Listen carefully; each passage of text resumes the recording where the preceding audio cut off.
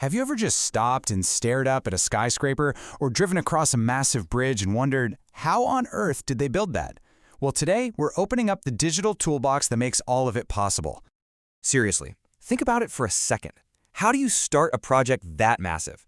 A skyscraper that literally scrapes the clouds. A bridge that connects two pieces of land across a huge stretch of water. It almost seems impossible, right? Well, the secret is that it doesn't start with a pencil and a giant drafting table anymore. Nope, it all begins right here, inside the powerful software that makes up the modern civil engineer's digital toolbox. So, let's crack that toolbox open.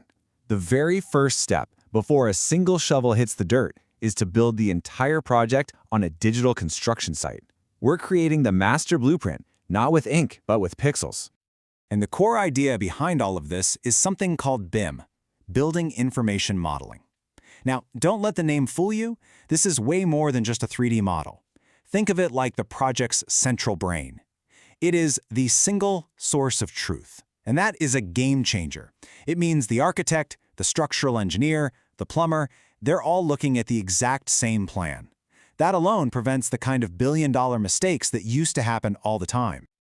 Okay, so with that BIM mindset, it's time to actually start building. Virtually, of course. We're taking that empty digital canvas and starting to shape our design, laying down the project's virtual foundation, piece by piece. And this is where you bring in the specialized tools for the job.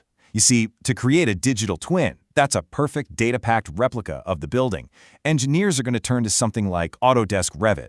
But what about everything around the building? For the roads, the land, the drainage, they'll use a tool like Civil 3D. And for those gigantic highway projects, you need a specialist, like Bentley Open Roads. Each one is a master of its own domain. All right, so we've got this beautiful 3D design. It looks fantastic on the screen. But now comes the single most important question you could possibly ask. Will it actually stand? This is it. This is the one. The question that every engineer has to answer with 100% certainty before a single dollar is spent on steel or concrete. Is this thing safe? And to find out, they have to throw the most powerful forces on the planet at it. We're not just talking about gravity and the building's own weight. We're talking about the crushing force of hurricane winds and the violent, chaotic shaking of a major earthquake. They do all this testing inside what are basically virtual laboratories. They push the digital design to its absolute breaking point, so they know the real one will never even come close. For a skyscraper in, say, an earthquake zone, they'll use a tool like ETABS. For a huge bridge, a workhorse like SAP 2000 will test every load. They've even got super specialized software like SAFE, which focuses only on making sure the foundation itself won't fail. The whole point is to find every single weakness on the computer. But you know, a building is only as strong as the ground it's sitting on. So you can't just analyze the structure. You absolutely have to analyze the ground it's built on, too. And for that, you have geotechnical tools. Software like Plaxis builds these super detailed models of how the soil and the foundation are going to interact under all that pressure. And then you have GeoStudio, which is crucial for making sure a hillside isn't going to turn into a landslide. It's all about making sure that foundation is rock solid. Okay, so the design is strong. The ground is stable. But what happens when you put people in it? How will it actually work in the real world with cars, people, and even water moving through it? And this quote right here, it just perfectly sums up the entire philosophy. You want to solve every problem you can find on a computer screen. Because you know what? Fixing a problem on a construction site costs a staggering amount of time and money. And just look at the kinds of real-world problems these simulations solve before they ever happen.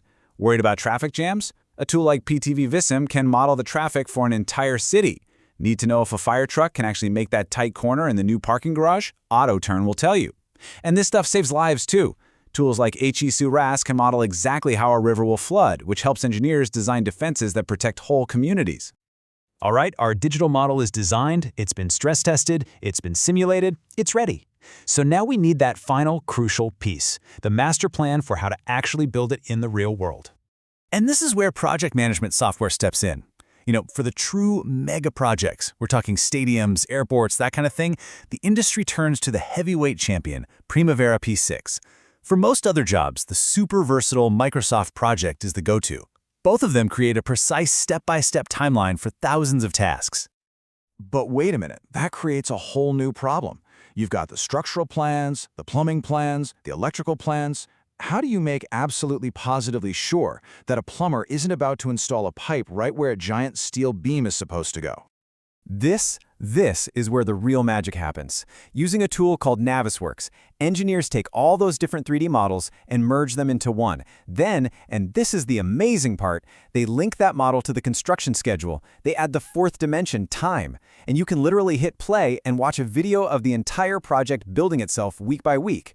You can see that pipe clashing with that beam months before it ever happens, catching a mistake that could have cost millions. It's incredible.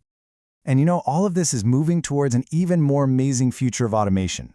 Engineers are now actually writing code using tools like Python and Grasshopper to have the computer generate designs for them. This allows them to create these incredibly complex, efficient structures that you could never even dream of drawing by hand. The computer is becoming a creative partner in the design process. Which really brings us to the heart of it all. These things we've been talking about, they aren't just software programs. They are the instruments that engineers use to compose the vast, complicated, and beautiful symphony that is our modern world. So I'll leave you with this final thought to chew on. If today's most incredible structures are literally born from lines of code and digital simulations, just imagine what the cities of tomorrow, designed with even smarter tools, will dream of becoming.